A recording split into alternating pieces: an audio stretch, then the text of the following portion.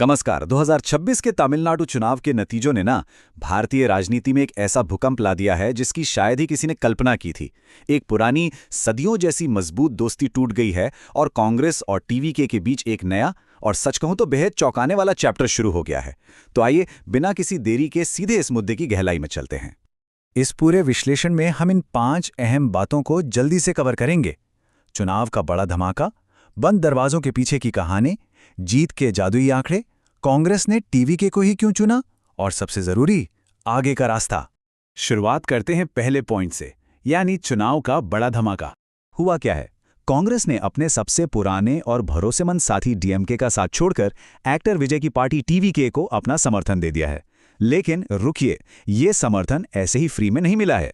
कांग्रेस ने बिल्कुल साफ शब्दों में शर्त रखी है कि टीवीके उन सांप्रदायिक ताकतों को बाहर रखे जो संविधान में विश्वास नहीं करती।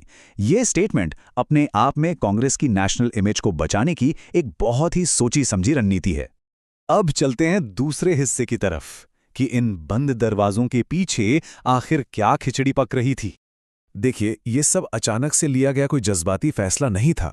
इलेक्शन से पहले ही कांग्रेस के अंदर के लोगों ने एक विजय सुनामी की वार्निंग दे दी थी।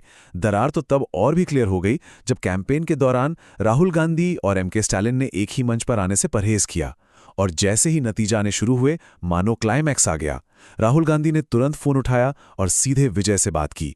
गेम तभी पलट चुका था। असल पिक्चर तो तब साफ होती है जब हम इन दोनों डील्स को आमने सामने रखते हैं। एक तरफ डीएमके का ऑफर था 28 असेंबली सीटें, एक राज्यसभा सीट और सबसे बड़ी बात, सरकार में कोई मंत्री पद नहीं। और दूसरी तरफ टीवीके का ऑफर था करीब 60 असेंबली सीटें और सरकार में डायरेक्ट हिस्सेदारी। सोचिए, कांग्रेस के लिए ये नई डील उन पुरानी शर्तों से कितनी ज्यादा अट्रैक्टिव थी। फैसला तो होना ही था। आइए अब तीसरे पॉइंट पर नजर डालते हैं, यानी जीत के आंकड़े। यहां गेम पूरा नंबर्स का है। तमिलनाडु की विधानसभा में टोटल 234 सीटें हैं, ठीक है, और सरकार बनाने के लिए चाहिए 118 का जादुई आंकड़ा। अब टीवीके ने अपनी पहली ही बारी में 108 सीटें जीतकर कमाल कर दिया, लेकिन फिर भी मेजॉरिटी से वो 10 सीटें दूर रह गए। बाकी बची 116 सीटें दूसरी पार्टियों के पास हैं, और यही वो 10 सीटों की कमी थी जिसने पूरे राजनीतिक खेल की चाबी कांग्रेस के हाथ में थमा दी। और यहां एंट्री होती है इस नंबर 5 की। यह सिर्फ एक नंबर नहीं है। कांग्रेस ने इस चुनाव में 5 सीटें जीती हैं, और मजे की बात देखिए, ये 5 सीटें टीवीके की उन 10 सीटों की कमी को सीधा आधा कर देती हैं। इस छोटे से लेकिन सॉलिड नंबर ने कांग्रेस को इस पूरी बार्गेनिंग में एक बेहद मजबूत पोजीशन पर लाकर खड़ा कर दिया है। आगे बढ़ते हैं चौथे पॉइंट पर। सवाल वही है, आखिर टीवीके को ही क्यों चुना गया?